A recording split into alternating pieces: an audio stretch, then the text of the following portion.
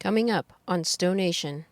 While we were waiting for our storyteller, like I did have a little bit of anxiety because I would hear things about the, power steering pump and like just the hose and all these little things and these, I think my local Mercedes-Benz technician calls it's intuitive. Like the van is intuitive. It has quirks and you just have to like know it. So I feel like the lead time was kind of good because it gave me time to really um, set the expectations with myself and kind of know like what to look out for and what we should be, keeping an eye on. Welcome to another episode of STO Nation, a production of Park Media. Before I introduce today's guest, don't forget to hit that subscribe button, share, and leave a 5-star review. And if you find this podcast useful in any way and want to pay us the ultimate compliment, head on over to our Patreon page where you can subscribe to be a classic, stealth, or beast mode subscriber. Welcome back, STO Nation, to Happy Hour number 2. I'm really digging these happy hours because it allows other people in the community to be able to meet each other. Well, I mean, they get to meet each other virtually for now. But Happy Hour is designed where I try to get at least one person who is looking and hasn't decided to buy a STO yet, then a couple of people who have been waiting for their storyteller, and then a couple of owners. I think this is the best mixture of everyone to be able to provide the best information and be able to help each other out. Anyways, on Happy Hour number 2, David Hollenback, Esther Kim, Jean Steinberg, Souza, Marla Poor, and myself talk about everything from what it was like picking up our storyteller to the difficult wait and so much more. So please sit back, relax, and welcome the crew of Happy Hour number 2 to the STO Nation family.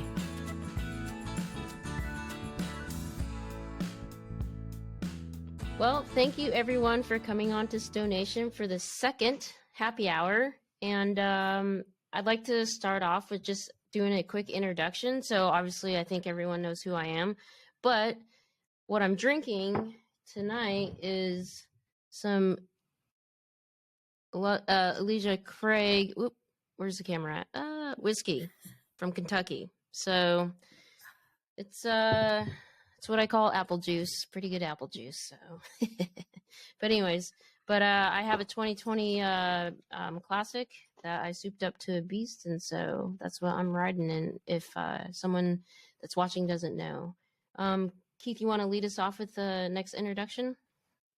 Sure. I'm drinking Mine Haze Firestone 805 from Hawaii. Currently looking for a STO, and I'm in contact with one owner right now in the Bay Area that's selling his. And David? Yeah, I'm Dave Hollenback, and I am drinking what we're going to call a mule tonight. And I am currently on the waiting list. I put in my deposit a year ago in May, and but I've owned Pleasure Way Ascent, so it's basically the same size, just not 4-wheel drive. And my wife and I have been traveling all over in that for the past 3 years while we were finishing up work, and now we're both retired, and so we're anxiously waiting so that we can just push out further and further. Nice. And Jean, you're up. I'm Jean Steinberg, and I'm definitely drinking tonight a Bell's Oberon, a nice American wheat ale. Here we go. There you go. Got to see the sun. It's from Michigan, and that's where we lived for over 34 years until last May. Sold the house. Now we're waiting for our van. We're number 8 mode LT, so hopefully we'll see that pretty soon. Oh, okay. And Marla? Hello, I am Marla, and I am drinking whiskey. It's a Japanese whiskey. And cheers, everybody. But I live in Woodinville, Washington, which is on the east side of Lake Washington to Seattle. It's called wine country here. And I have number 63, a beast, that I picked up last June. Oh, Thank you, Marla. nice. And last but definitely not least, Esther. Hi, I'm Esther. I guess it says Esther Kim, Esther Thomas, whatever. I have probably the most boring drink out of everybody. I'm just drinking LaCroix. Just finished work. I am eyeballing kind of what I'll be drinking later, not on screen. Keep all our wine down here. I am from San Francisco Bay Area, and I have a 2021 Classic. Got it almost a year ago, I think a week shy of a year. All right, so Keith, you were on the last happy hour and you were looking for a storyteller, but you were pretty upset. It seemed like that, people kind of cut lines when it came to when someone dropped out, or like you just didn't, there was really no system to be able to keep everyone on a fair playing field in regards to being able to get a new storyteller. So I'm curious, where are you now? Because it's been almost a month since we've last seen each other. I'm in the same position pretty much. I'm looking at a couple other options other than the STOs. My bone to pick was the whole process is it just didn't seem transparent to me. Every dealer had a different way of doing things, and for example, when I when I contacted to put my name on the list, basically nothing in writing. Some guy you talked to that supposedly works at the dealership took my deposit. Nothing, absolutely nothing in writing. So you kind of trust him that he's doing the right thing, and that was pretty much it. And I just didn't feel good about it. So I'm looking at purchasing a used stove from a first owner. That's my number one thing I want to do. Number two, I might go with something else. We'll see. Yeah. Well, how do you feel about paying the increased market price for a used one? To me, it's all relative, right? I mean, if you mean the value of the used stoves Yeah, are up? because I think, if anyone else has seen something different, but every used stove that I've seen is either at least the price that it was at new, if not higher. Yeah. Yeah, for example, the one there's two I'm looking at. One of them is 210,000. It's pretty much made out to be a beast, I guess, from what I see. It's only got 6,000 miles on it, so one owner it's basically a demo model if you look at it. And What year is it, Keith? That one I think was a 2021 Classic, but he's got it wrapped. It almost looks like a Stealth. Huh. And then the one that I'm leaning on is the 2020 Classic for 160,000. He's got some upgrades with the suspension and whatnot. It's got 30-some thousand miles on it, which if you take care of it, it's not going to be that bad. I think that's a really good deal. I don't know. What do you guys think? Yeah. The 2020 is a good deal. That's from what I've been seeing and watching and trying to, watch out for. Because I'm in the same boat. If something came up and with the right price and everything was right, we'd probably jump on it. Even though there's quite a few things on the 22 that I kind of want, other than the Invader. You don't want that? Not really. Why is that? I just don't have anything that would go on it. That's just not. I'd rather do something with Owl or something like that where it would look a little bit better, I think. But I'm not a fan of the Invader. Yeah. I'm talking with Andrew. He said I can just take it off. Yeah. Marla and Esther, what do you guys think of the Invader system? I was just going to comment real quickly that it's hard to say if that 200,000 is appropriate or not, because I don't really know what the mods are. I do think people underestimate how much mods cost. And so it would behoove anyone who's modding theirs to, keep track of the prices of everything that you're doing so that you can justify it. And it's also important for insurance purposes to make sure that if the worst case scenario happens, you are able to justify to your insurance company how much you've spent so that, of course, they can reimburse you. But I'm not sure about the Invader system. I don't really get it. I like what I currently have. So, but I think it's just my probably lack of education on what all can be done with that. Oh, what do you have, Marla? Right now, Mm-hmm. I have the what comes with the Beast, and then I've put the large owl B2 box on the back with the cage to it, Cool. and then I just kept the tire, and then I have a nice trash bag. Esther, do you have Yeah. thoughts? Yeah, so just on the mod front, so my husband and I are very DIYers, and we love every mod that we've done and being able to choose what we need and don't need. And it's so easy to get caught up in so many things that you want, and trying to convince my husband we need a winch. Really, we don't, but it's like, but we can pick and choose, and everything we've done, we felt like it was totally worth the money, and we did all the installs ourselves.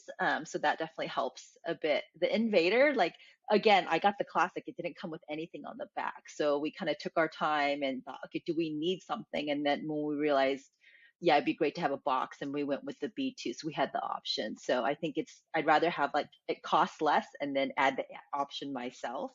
But that's just how we are. We were actually going to build out our own van first before the storyteller. We weren't planning on buying something that was ready to go. But yeah, anyways. That's really cool. What exactly have you guys done DIY yet? So when we got the van, the first thing we did, the first 3 weeks, we added L-track on the garage wall on the water tank side. So we added 2 rows of L-track so we could hang camelbacks, backpacks, use them for, like, tie down points when we have boxes and other things to secure in the back. So that was, like, really easy, not super expensive, super handy. So that was one of the first things we did. I'm just trying to think in order. My husband made some bike mounting brackets. So then we screw those into the L-track. And what's super nice is when we're not using them, we can mount them on the side wall and have them out of the way on the L-track that we installed. So that was a great mod. We added, ours didn't come, the new ones come with the garage lights from the galley, I think, or the side of the galley, which is really nice. But the 2021s don't have that. So that was a bit bigger project my husband took on. I just watched, really. And so we added a switch in the front next to all the little buttons above the fridge. So we have a garage light. So that was another super useful one. And then we made our own headliner shelf, which, in the end, actually, when you price it out with material costs, it's actually probably cheaper to go with one that's already made and you can install. But we did it ourselves, and the one nice thing is we added a foam layer. So it's foam on the side and foam on the bottom. So the few times we did hit our head, like, it didn't hurt. It was okay. So that was the other thing we did. And we did some other little odds and ends. I can't think of it. A hat rack underneath the headliner shelf, and we added the roll-off screen. So, and suspension. We did a suspension. That was a bigger undertaking. Nice. And the skid plates. Anyways, yeah. Oh wow, you got all kinds of stuff going on. That's pretty cool. Yeah. So David, you were waiting for years. How long have you been waiting, and when's your expected date? Because from my understanding, you talked to Andrew Cooley recently, right? Correct. Yeah, it was a couple weeks ago. We talked to Andrew, and super nice guy and very informative. But we ordered our a Stealth. It'll be a year ago in May. We went through Johnson RV up in Sandy, Oregon, and we also bought our Pleasureway for them. So it was a real easy talking to them. The same guy as the one that sold us our first van is the one that's helping us with this, and so it's been really good. But right now, we heard it was going to be, when we first did it, they said May of this year. And now we're hearing July, August, and we're hoping for that. Wow. So it's yeah. Plus, well, just last week we sold our Pleasure Way because we had planned to be ready to go in May, and we had somebody that was basically just sitting and waiting for us to get our STO. And when it got pushed out again, we said we just can't keep this poor person on the waiting with us. And so we sold it, and it's been kind of a tearful thing. It's we've had all these trips that we've come up with that we should be doing right now, but it's okay. We're just waiting. So what made you change from a Pleasure Way to a STO? We took last year. We took a 5-week trip down into Utah, and there was just so many places that we could not get to. And we went down there with friends, and they were in one of the Travados. And so they were okay with taking theirs down in some of these, but, it just rattled that thing all the way. And it's like, I didn't want to put ours through that, and I was sorry that they had to put theirs through it. But after spending 5 weeks in it, we really came up with a lot of things in the Pleasure Way that we never used the TV. And a big thing was we always want the bed to be up, because after you've, had a few of the mule, trying to I put think he just disappeared. the bed together on the Oh, Pleasure well. Way could be a little bit of Well, a test. hopefully he'll join back in here shortly. So to move on to a snappy transition, Jean. I'm having a few difficulties myself here. Yeah, no, I mean, that's just how, I guess technology So- goes sometimes. I was just going to make a quick comment about something Keith said earlier. So Oh, you were yeah, talking yeah. about like the inconsistency, like across dealers. I know when I first got in line, so like I didn't really do any research. My friend says, you just look at the storyteller. I'm like, this is what we want, right? If we're going to get something that's already built out. And I remember putting my deposit down, and my deposit was like $500. And when I went on the Facebook group, all these other people are saying, I put $5,000, $10,000. And I thought I was getting scammed, because I'm like, they only asked for $500 and just a credit card. They haven't even charged my credit card. So I was kind of freaking out, because I thought like maybe he didn't really take my order, because I didn't get any sort of confirmation or anything. And they didn't charge anything. And so I ended up having to email them, and they sent me something a little more official along the lines. But you just talk about inconsistency. Like, if somebody told me you have to put down $5,000 to $10,000 and you have to wait 4 to 6 months, I think for me, I would hesitate a little bit, especially because I was just like my first RV, my first, I don't know that I would have done it. But $500 refundable, I just didn't feel like risk wise. I'm like, okay, let's do it, and when it comes, we're ready, we'll pay for it. And I don't know. I think it would have been a different story if the dealer made me put a lot more money up front. So just in the topic of inconsistency, definitely different dealer to dealer. So you dropped off for a second, David. So you were talking about why you switched from a Pleasure Way to STO? Yeah, I'm not sure where I lost you, but I don't know. I talked about that we went to Utah on a 5-week trip, and there were just some places that we could not get to without the 4-wheel drive. At least what I felt, wouldn't just rip the van apart. And the Pleasure Way that has the generator down there, so you have to really be careful where you're going and what you're going over. And so we really broke it down and decided that we, for one, wanted to be able to travel more in the winter. Our son lives in South Lake Tahoe, and we love to take the van down there in the summertime, but it was something we just weren't able to do in the winter because of the conditions that he lives in. But all those things just kind of put together, and about halfway home from our trip, we started looking online, and we first looked at doing a build or having a build for us. And then we just kind of stumbled upon STO. I think it was Facebook or something that I was looking at, and then we just latched onto it and just love everything about it. Nice. You're hooked. I'm hooked. The one that's really hooked is in the other room. Oh, okay.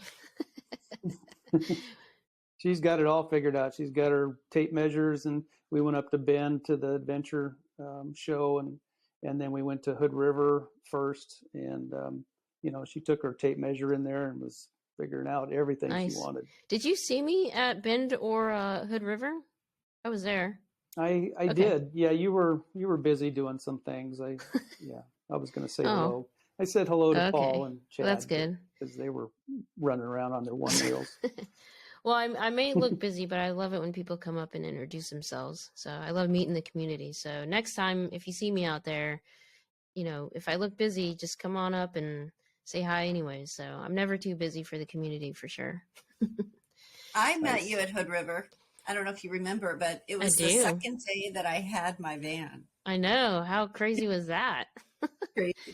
Well, it was weird because I didn't know. I mean, I didn't know you were going to be there because I was doing another podcast where she had just picked up her storyteller the day before in Sandy, Oregon. And so when you showed up and you're like, I just got mine 2 days ago, I was like, what?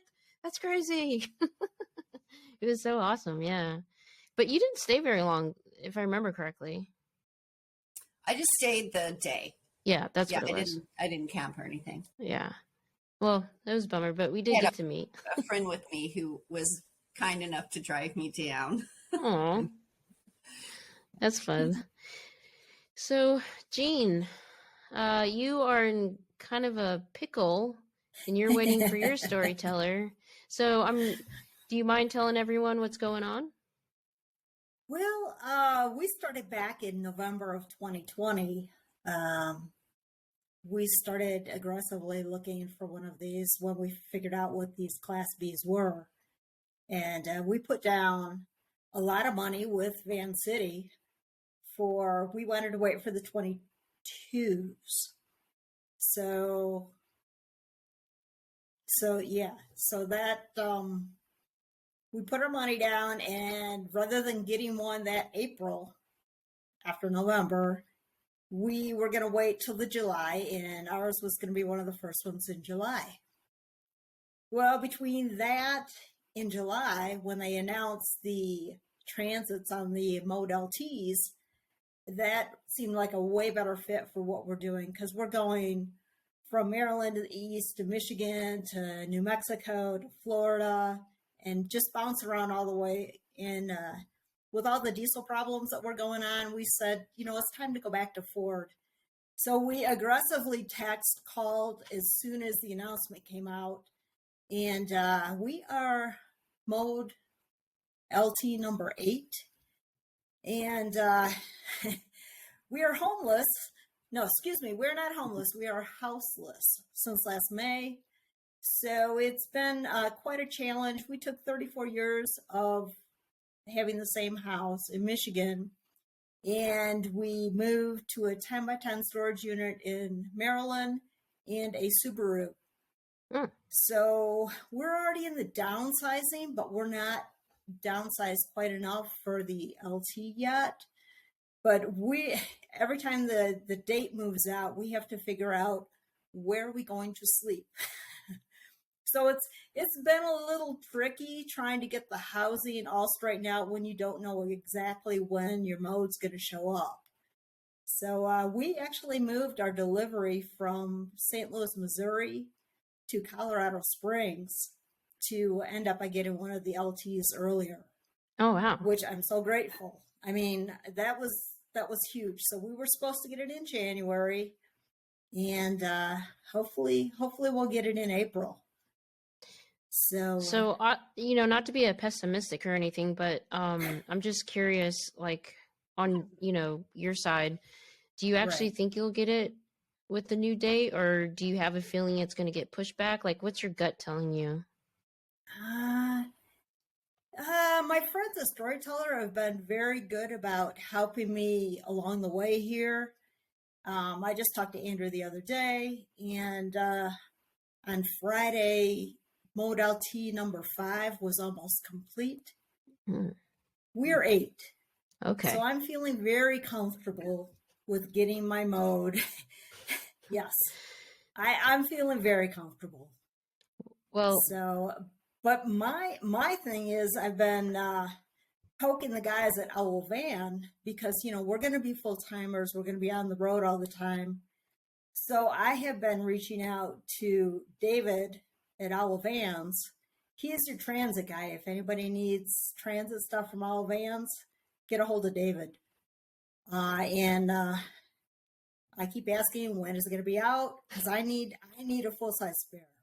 And I need a place to hang it because we have no extra room, and they don't fit under that van. Yeah. So you talk about being in a pickle. I don't know exactly when my van's coming. I don't know if I can get the Owl Vans carrier yet. But did you listen to the last podcast? I did. Okay. Yeah, and out of David, I'm getting the same thing as we're getting out of John, and that's, when is it coming? And the answer is soon. Mm-hmm. Yes. Not soon enough, though. I don't know. We'll see. Have you But have you looked at any other type of manufacturer? I haven't been on Backwoods Adventure Vans website, Right. but I know they make bumpers. Same thing with Van Compass. They do. I guess I'm extremely picky because I don't want something that I'm going to have to pull a pin and get out of the way before I can open my back doors. That's one of the reasons we don't have bikes hanging off the back. We have them inside. I want to just be able to go to the back of my van and just open it up. I saw the Illuminous option for the Transit when we were in Virginia at the expo last fall. With the Ford doors, which are different than the Mercedes-Benz, I really want to go with Owl. They do a lot of research. They take care of their customers. So, we'll see what happens with that, and hopefully that soon is soon. Yeah, I hope so too. Good luck to you. Thanks. If number 5 is almost complete, that means number 8's right around the corner. So it is. Yeah. It is. And they're doing them. Last I knew, they had a small crew that was working on them, taking about a week of time. Yeah. So, we're getting close, and I feel real good with that. They've been great. Because yes, I've needed a little hand holding with our situation. Yeah. One of my really good friends is waiting for an LT, but she ordered it really fast too. And I think she's after 50. Oh. Anyway, yeah, she's just, it's going to be a while. I know. Yeah, I believe he said they're doing 30 this year for the 22 year when I talked to him the other day. Yeah, I'm surprised they're doing that much, to be honest. They're working really hard. Yeah, but they are. It's been interesting. From what I understand, getting the chassis isn't as easy as they had with the Mercedes-Benz, with all the supply chain things and everything else. So who knows? When I get my LT, then we'll know what's on them, because, I have a feeling when they're coming from Ford, they're not coming in all quite the same. They're having to make them the same. That's interesting. So, David, I'm just curious, did you ever consider the LT, or was it just Sprinter 4x4, and, the LT wasn't even an option? For me, the LT is really not an option. It's I wanted the 4-wheel drive, kind of where I live in Southern Oregon, and, I'm up in the mountains and in the snow, and South Lake Tahoe in the snow. And I'm just used to having a 4x4. I own a Tacoma right now that we have all studded up, and so it can go anywhere. And my background is diesels, so I just feel real comfortable with those, and that's just kind of my preference. No, I get you. So I'm curious, Marla and Esther, if you had the choice to get an LT, would you, or would have you? I don't know English. Hindsight being 2020, if I knew what the wait time is now, no.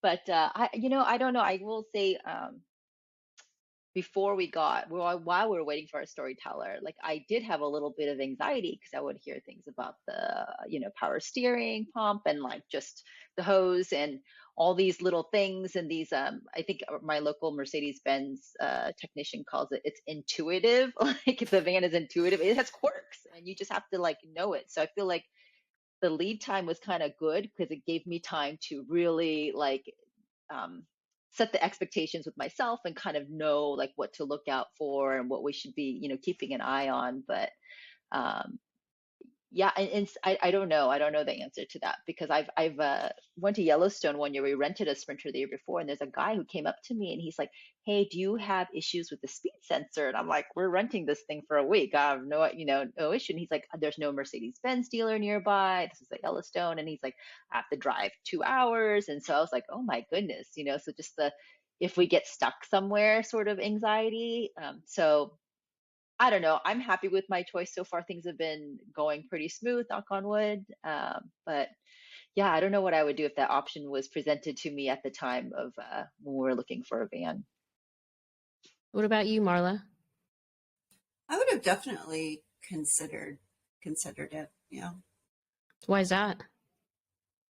It looks really nice. And for, a lot of the reasons that others, say, just availability for problems. But, at the end of the day, I live in the Seattle area, so, I have access.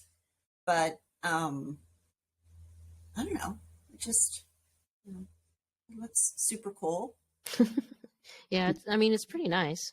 Yeah. But I chose the Beast for, for reasons like I don't know how to do anything as far as modding things, etc. And so it just seemed like the best thing for me to go ahead and buy the van that has, the suspension already and some of the other upgrades that come with the Beast. right. So you had an actual incident a little bit. So for those that don't know, you're supposed to come on the New Year's Eve STO Nation overlanding party. And I think, what was it, a week before we were supposed to meet up, something pretty tragic happened. Yes. I was having a really lovely day. It was Saturday in December. And I had my very good friend Bear out who was doing some carpet install in my Beast. I put some floor tiles in and he was just doing some other things. And I was having a great day. The weather was nice and I was day drinking. It was just great. And I was laying on my sofa and I was just taking a little nap and I heard something. And then I heard my phone ring and then I heard my friend. I have 2 houses on my property and so my friend lives in the other one. She comes knocking at my door and I'm just like, this isn't great. And so basically a tree fell on my property. I had a Toyota Tundra and that was totaled, complete total. And then the tree hit, came down and hit essentially like the driver's side, kind of catty corner, the mirror, the roof deck. It didn't hit, thank goodness, the hood. So none of the engine, there wasn't any engine problems. All of the systems worked. And so, yeah, so that was a bad day drinking day for me. And so it was just then the kind of really interesting experience of where do you get your Beast, fixed. So I have State Farm. I've got it out the yin yang. There was no, issues with or concerns on my part about, what would be done. I didn't figure that the van would be totaled in any way, shape, or form. It was completely drivable and etc.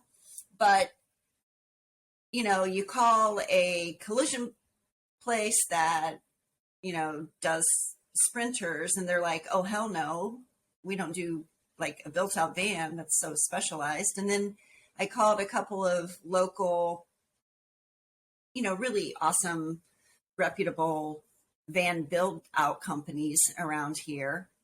And they're like, you know, oh, hell no, we don't do collision work. I went through Johnson RV in Sandy, Oregon. So I called Johnson RV in Fife, Washington, which is much closer. And they don't have a collision department. But I didn't even think about calling them because I just didn't think about the fact that the places that sell RVs in some cases also do collision work. So eventually they're like, well, our collision department is in Sandy, Oregon. And I'm like, that's awesome. That's where I bought it from. And so I called Sandy, Oregon, and they're like, you know, absolutely, we will take care of you. We're used to working with insurance companies. And then, interestingly enough, it was a matter of how to get the van to Portland, because I couldn't drive it. The windshield was cracked. It was drivable, but that's illegal. And so I refused, of course, for anybody to move the vehicle unless it was flatbedded. So I stuck to my guns, and finally, because probably, you know, one of those she's so annoying, just give her what she wants situations, State Farm agreed to allow Johnson RV to send a flatbed from Portland, Oregon, which is, 3 hours away. So they came and picked up my van. So that took a long time. That took a month to figure all of this out. Oh. It was also Christmas. I wasn't going to like, hey, it's Christmas Day. Why aren't you getting back to me, kind of thing. So it wasn't declared a total wreck. I mean, other than the windshield and probably some scratches here and there, was there anything else going on with it? Yeah. So the roof deck needs, I don't know if they're replacing it but that had an issue. There's a lot of scratches down the side because the branch hit and then kind of like, came off. A new mirror, some inside when it hit some of the inside, like the, where the SOS kind of whatever fell down. Mm. So that had to whatever. And then and just like the kind of like the headliner shelf got all ajarred and it needs to be replaced because it just kind of like ripped the screws. And there's definitely some just body damage on it. So yeah. So was State Farm good in regards to like replacing everything, like the headliner shelf and like the lights and the roof rack and all that? Were they really good, or did you have to fight them? I was really insistent with Johnson RV that this is not even a 6-month-old van, and so everything has to be OEM, original equipment manufacturer. Like we're not cutting corners here. This is an investment, and it has to all be like, the expectation is that everything is going to be the same. And so, Johnson RV, because of course they have a really good relationship with STO, is able to, they're going to replace they're able to get the things that they need from Storyteller to repair, but then also, like the table that keeps magnet, whatever, not coming down and stuff like that. Yeah. So it turned out, even though I missed your trip, damn it. Well, I don't know if you missed it because we all froze our asses off. No, It was -5 degrees on New Year's Day. What's that? those horses, I think, would have made it all okay for me. Yeah, no, it was, I mean, to say it was majestical is like an understatement. I've never seen anything so beautiful in my life. It was so, oh my God. Yeah.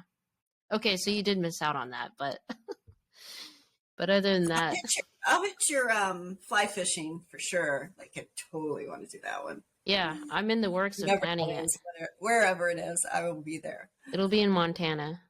Excellent. Yeah. Yeah. So you guys are all invited, of course.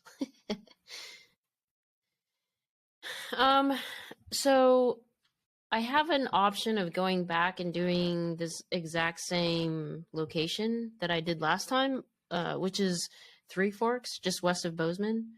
But I think I'm gonna try to hit up Henry's Fork or the Snake River. I don't know if you're familiar with that area in Idaho. So I found an outfitter that I can get 4 to 6 boats. The thing is, I gotta find the land so we can all park. That's the most difficult part. I mean, paying someone to take us fly fishing is the easy part. It's figuring out how we're all gonna fit. Because what I like to do is to allow people to come out, even if they don't get a spot in the boat, at least come out and then, they can, while everyone's out in the boat, they can go out and do their own thing and go fishing or, I don't know, go to the town, like whatever they want to do. But I just don't want to restrict how many vans come out this time. So, but yeah, so it's either that area or I'll just go back to Three Forks. So, yeah. But I'm doing it in late September versus I think I did it in late or mid-August. I can't remember exactly. This entire year has been a blur, but but I just remember it was so hot and we all just went into Bozeman just to get out of the heat and like we did errands or like whatever it was, just because it was so stinking hot, and plus the fires were really bad that year. And so, but yeah, so it'll be end of September, either in Idaho or Montana. That was a long answer for a very short question. Sorry about that. Do you fly fish? Oh, wow. Okay.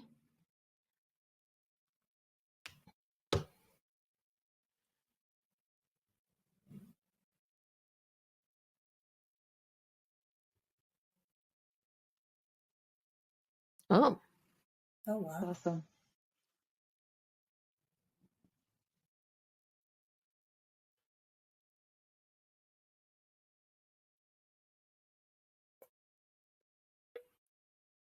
oh yeah.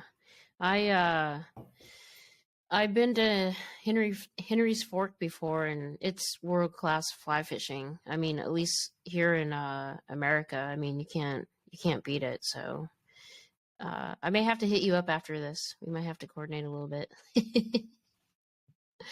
Yeah, but anyways, well, Marla, thanks for sharing your story. That sounds like a complete nightmare. I can't even imagine, because I remember when my van got hit in Walmart parking lot, my adjuster shorted me over $1,000, and I mean, long story short, I kind of went off on him because I sent him pictures that he asked me to take of it, and then he was like, I think the total damage was around 3,000, and at first he was only giving me like $1,200, and I was like, no, because I've gotten shortage by insurance companies before, and I was like, listen, like it's on the RV portion because it was the driver's side, so you have your gray tank there, you have your sensors for the water tank, you have the shore power there, like all this stuff. You have the heater exhaust coming out, the whole 9 yards. And he's like, oh well, that it's like a van or whatever. And anyways, long story short, I literally chewed him out, and I was like, "You're not even here to look at it. Like, if you want to look at the subboard, like, you literally have to unweld the groove lounge, because in the 2019s and 2020, the groove lounge is actually welded to the body versus bolted down." And so I was like, "You're gonna have to pay someone to unweld it and then weld it back down so it meets the specifications for the highway, safety, blah blah blah, just to be able to tear up the floor, just to make sure that all this stuff wasn't damaged and blah blah blah." And he's like, and I was like, "I guarantee you, it's gonna cost more than $1,200 to fix it, because just the body work was $2,500." And so I was like, "If there's something wrong, and we won't know until we tear it apart, I mean, we're looking at least $5,000 minimum, and that's without any damage." And so he's like, "Okay, fine." I did like what you did, like, it's like, "Oh, you're that person that won't leave me alone." Well, Fine. I do think van life, this explosion here, is new for insurance companies. And the value of these rigs is unexpected to them, a surprise to them. It took Johnson RV, a month to get the estimate to State Farm, not because they're lazy, but because they had to, really figure out exactly what they need to fix this kind of unique product that we have. And that had to be done, because otherwise State Farm is going to be clearing on, a price that ultimately isn't the real price. And that's not good for anybody. So fortunately, they're used to, with their collision department and the work that they do for sort of other RVs, they work well with State Farm. And so, it's not over till it's over, but I feel like to put a positive spin on it, when I get it back, which I'm expecting to get it back at the end of March, it's going to be like getting the van new again. Like, I just picked it up, but even better, because all my not all my mods, because I still have some to do, but a lot of my mods are already done, and it's just going to be, so awesome. Yeah. My baby. Do you have like a trip planned? Like, where are you going to take it when you get it back? Like, well, I'm going to stick close just to make sure everything's working. So I'll probably head to Mount Hood, and just spend, like a few days there to make sure everything is working. And I'm contemplating getting some of since Rickson is there, getting some of what another beast owner did, just to get all those clamps and all that crap sort of taken care of. Yeah, I would say if you go down to Rickson, to get that mod done with the second vent, if you plan on using your beast in the winter at all. Yeah, I already had some stereo work done, some sound work done. So it will have to go to the front of the Groove Lounge area, but no problem there. Yeah.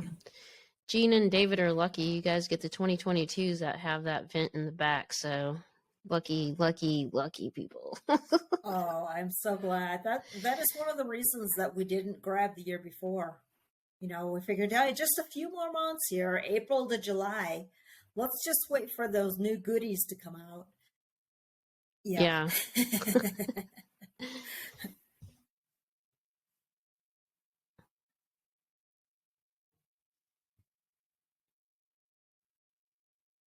Mm.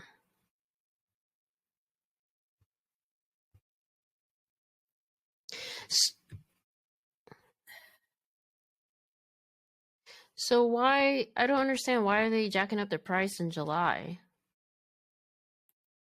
Oh wait, are you getting a 2023 or a 2022?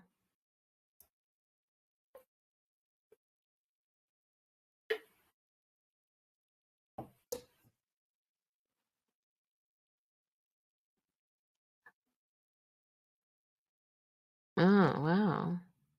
Did he say how much? Mm. But you have to expect that with the 2023, you're going to get more. I mean, Right. that's kind of the deal. It's unfortunate, but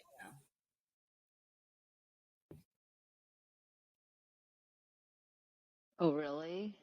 Yeah.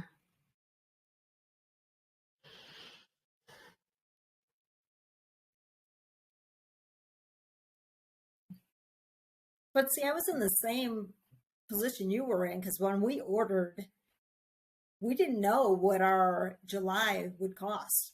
And we knew there would be a price increase even then. And they were saying at that time, look around 10 grand.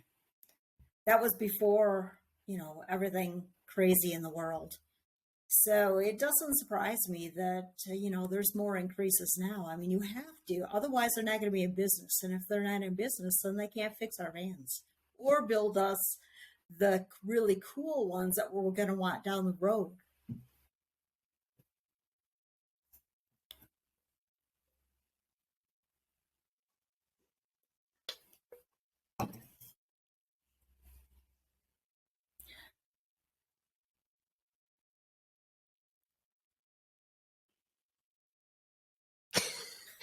Well, I'm glad to hear that because I've seen people in the Facebook group, and I think we're all in the Facebook group where Yeah. I think one guy said that they found out about the price increase, so they decided to buy an airplane instead, and Yeah. and like another person basically just gracefully bowed out, saying I can't do this because. But I mean, kudos for you, David. You and your wife to be able to ride it through because I don't know, like I maybe Marlon and Esther feel the same way, but I feel really lucky in regards to the fact like I got my van right before the big wave in regards to the RV industry, and I didn't have to wait that long. But knowing that there was no like inclination that there would be a price increase, let alone have to wait a year for the van. So. Huh. Right. So I ordered mine. So before I ordered the van, I think I watched 2 years. For 2 years, I watched YouTube videos on van life as I was taking the work shuttle home from San Francisco, right? Hour and 5 minute commute one way. I would just watch van videos. And then so when we were ready to buy the van, I already had 2 years thinking about the van, so we didn't have to think very long. We were ready to make the commitment. And we ordered it in September. And then I think it was a 4 month wait, and then ended up being 6 months. So we got it in March. But yeah, I didn't even think about like, annual increases of, I mean, it's like 10, north of 10%. I think that might have been a deal breaker. Maybe my husband might have been like, okay, we're going to go back to just building ours from scratch, But I also thought we have 2 kids to raise. So it's going to be Lord of the Flies at our house. They're going to have to raise themselves while we work on the van every weekend. So there was a lot of that. And there's like so many things about the van that I never thought if we were to build it ourselves, I would get. And I love having, like, I never thought I don't need an air conditioner. I don't need a microwave. But oh my gosh, there's such nice little luxuries that, yeah, I don't think I could do without now. Yeah. Well, I know that, I mean, I don't know you that well, David, but I will say that I'm confident in saying that it's going to be well worth the price increase in the wait. So, and then please don't. No, I'm just joking. But I know, I see it on the Facebook group, on a daily basis, like people becoming very impatient. And I feel for them, it's Right. I am one of the lucky ones that have my van, and and it's just, I think one lady literally said I ordered a van and I can literally make a human baby before I can get my van or something like that. I Do think you guys that was remember that? me. Was that Eugene? Yeah. I think it was. Yeah. And Christine, that was the first one. When we put it down in November, we're supposed to get it in July. So how do you think I feel, from that July to April again? I know. You guys if it makes are. me feel better, I waited longer for my puppy. Yes, but you had someplace to live. True. Yeah. Well, it seems like you have a roof over your head right now, so that's the good part, right? Yeah, Yeah. definitely. Yeah. We've been very fortunate. I had some really cool places to stay in. My family's been great. We crashed at my dad's place in Florida for a month or so, and the kids have hooked us up with some really cool place in Silver City to stay. So we're making it. Well, that's good. We're almost there. All right. Well, if you come into a pinch, let me know and I'll reach out and see what I can do to help you out. No promises. Like I don't promise anything with David, but I'm definitely, if I can help you out, please let me know. Oh, thank you. Yeah, of course. You. Well, we're just eager to get in some of these meetups, and like the one you're going to pretty soon. Oh, next weekend? That breaks my heart. I don't have my LT for that. That is right up our aisle. Yeah. I mean, we mountain bike. It's us. Well, in Bentonville? Yeah. Yeah. We love mountain biking too, but we can't make it. Yeah, it's pretty far for West Coasters, but I purposely put it in Bentonville to try to cater to the East Coast guys. But I don't think you're missing too much because I think the high is going to be like in the 30s and the low is going to be in the 13 on Friday with snow. And yeah, it's like New Year's Eve. Like the average temperature was like in the 30s, and then when we get there, it's like -5. And so, like the meetup in Bentonville, the average this time of year is supposed to be in the 50s and 60s for a high, and like low 40s. And now it's like, oh my gosh, I'm just like, I texted the New Year's Eve group and I was like, oh my God, I think it's me, because I gave them a screenshot of the weather forecast and they're like, yeah, it's definitely you. So I might have to stop doing meetups. I'm just like, that's funny. I was like, are you joking me? But as long as like the ground stays frozen, it should be okay to ride in, assuming that people want to ride.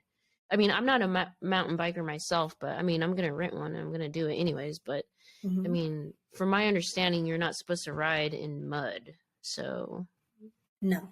Okay. And if it's cold in the morning and you want to go out, well, like you say, well, it's still frozen. Otherwise, you'll get that greasy, slimy layer, and you don't want to ride on that. They'll just track up, and that's not polite. Gotcha. I only know West Coast riding. Oh no, I know, right? I don't know anything about snow or that sort of. I'm from Seattle, so I know exactly what that's like. Yeah. But well, it's funny because Bentonville, from my understanding, is one of the few places where you can ride an e-bike too. So. Oh, okay. I mean, don't quote me on that, but that's what I've been told. So, anyways, but yeah, so next weekend should be interesting, but I'm pretty stoked because I bought a 3-layer cake. So like the stripes here, so each layer will be a different color for the stripes with the logo on top. So it should be pretty legit.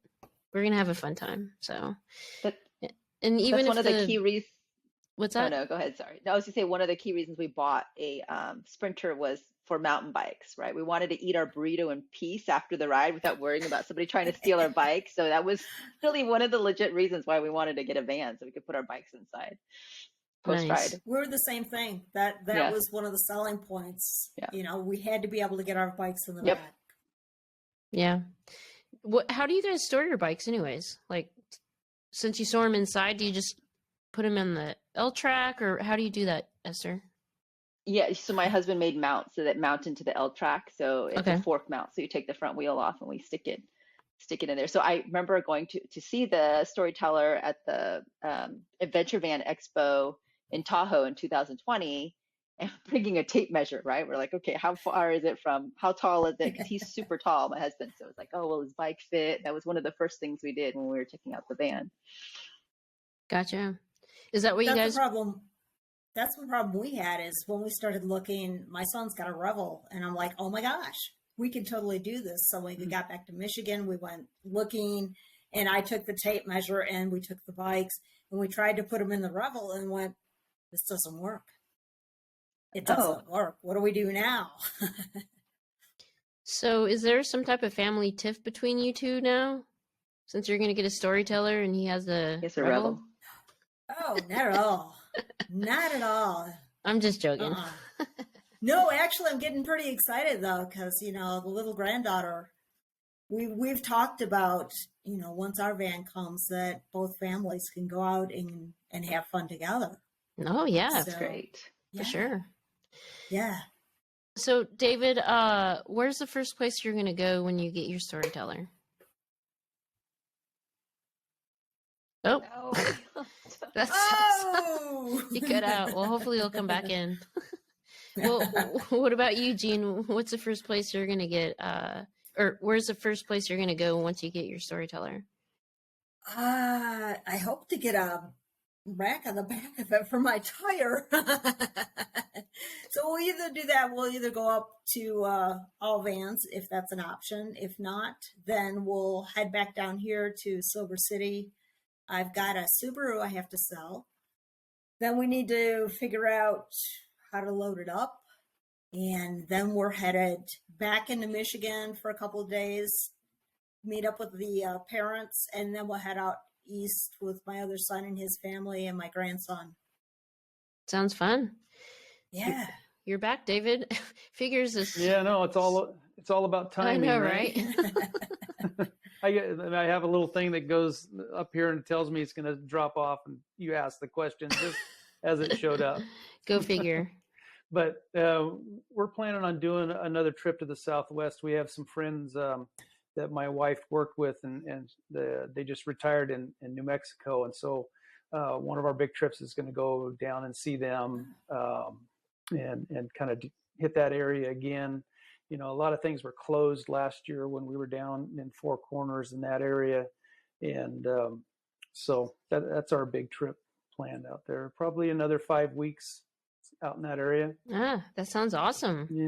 Yeah, it should be a lot of fun. Nice. Well, we're a little past an hour recording, so unless you guys want to talk some more, we can go ahead and wrap it up. Go make dinner. There's my wife. Oh, hey, how's it going? Nice to meet you. That's Michelle. How's it going, Michelle? She can't hear you. Yeah. Oh, yeah, the headphones, duh. But yeah, well, I appreciate you guys coming on to Happy Hour number 2, and I hope you guys. Oh, bye, Michelle. I hope you guys had fun, and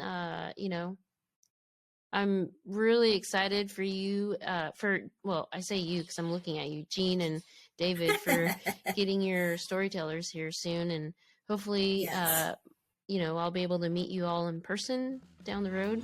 And I'm hoping so. Yeah, we'd love it. Me Yeah. too.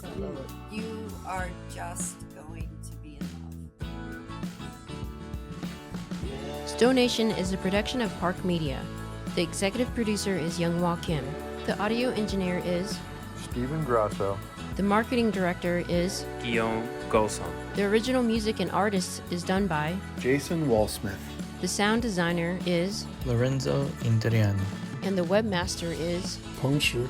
Without any of these people, this podcast couldn't happen, so a big, huge thank you. And a big, huge thank you to you, the listener. If you like this episode, please don't forget to subscribe, share, and leave a 5-star review. This is Younghwa with Stonation, and I can't wait to share the road with you.